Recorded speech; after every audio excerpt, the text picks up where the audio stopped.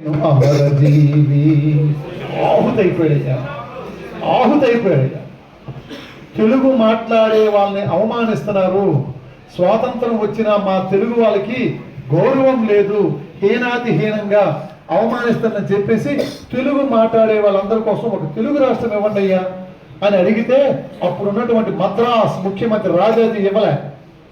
నెహ్రూ మాత్రం స్పందించలే. చివరికి 58 రోజుల పాటు తన శరీరం శుష్కించి చెవుల్లో నుంచి, ముక్కుల్లో నుంచి, నోట్లో నుంచి పురుగులు వచ్చాయి. ఉండగలమా? నేను పాఠం చాలా బాగా చెప్తున్నాను, నువ్వు కూడా బాగా వింటున్నావు. ఎంతవరకు? సాయంత్రం 5-6 వరకే. ఆ తర్వాత సార్ మీరు ఎప్పుడు విడిచిపెడతారా, వెళ్ళిపోతామంటావు. లేదు, నువ్వు ఉండాలని. కానీ 1 రోజు కాదు, 2 రోజులు కాదు, 3 రోజులు కాదు, 58 రోజుల పాటు ఆకలికి కేకలేశాడు మహానుభావుడు. మీకు తెలుసా, మేము చిన్నప్పుడు మా పెద్దలు చదివేటప్పుడు కోదండం అని ఒక పనిష్మెంట్ వేసేవారు.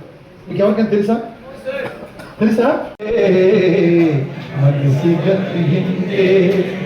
మనిషి బ్రతికింతే బాగా పాడుతున్నట్టుగా నీ యొక్క భావ వ్యక్తీకరణ, కమ్యూనికేషన్ స్కిల్స్ ద్వారా వాళ్ళకి ఉపశమనం కల్పించాలి అంటే ఇక్కడ ఇంకో మాట కూడా చెప్పారు చూడండి. ఇంకో జన్మ ఉందో లేదో ఎవరికైనా డౌట్ ఉందేమేమైనా? అసలు ఉందో లేదో నమ్మకమే లేదు. అందుకే ఉన్న ఈ జన్మలో భూముల కన్నను విమలతరము. పర్లేదు, అర్థమైందా? అర్థం అంటున్నాడు. ఇంకా ఆ తల్లి, ఏ తల్లి అయితే నిన్ను అల్లారు ముద్దుగా పెంచిందో, సాకిందో, అమ్మ లేకపోతే బతకలేని అరచిన ఆలకించవేమమ్మ, ఆవేదన తీరు రోజు ఈ జన్మకు లేదా? అమ్మా అమ్మా ని అరచిన ఆలకించవేమమ్మా, అమ్మా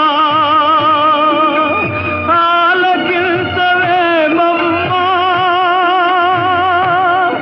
అమ్మా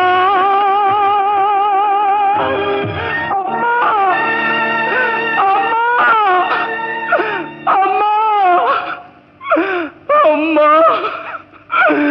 అమ్మా అమ్మా అమ్మా అమ్మా.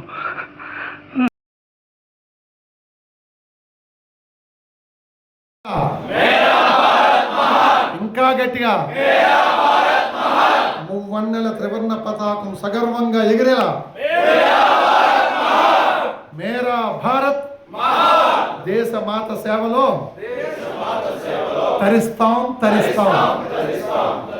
సమాజంలో శాంతి భద్రత పరిరక్షణలో 24/7 తరిస్తాం, చెరిస్తాం. తస్మై శ్రీ గురవే నమః. గురవే నమః. గురుర్బ్రహ్మా గురుర్విష్ణుః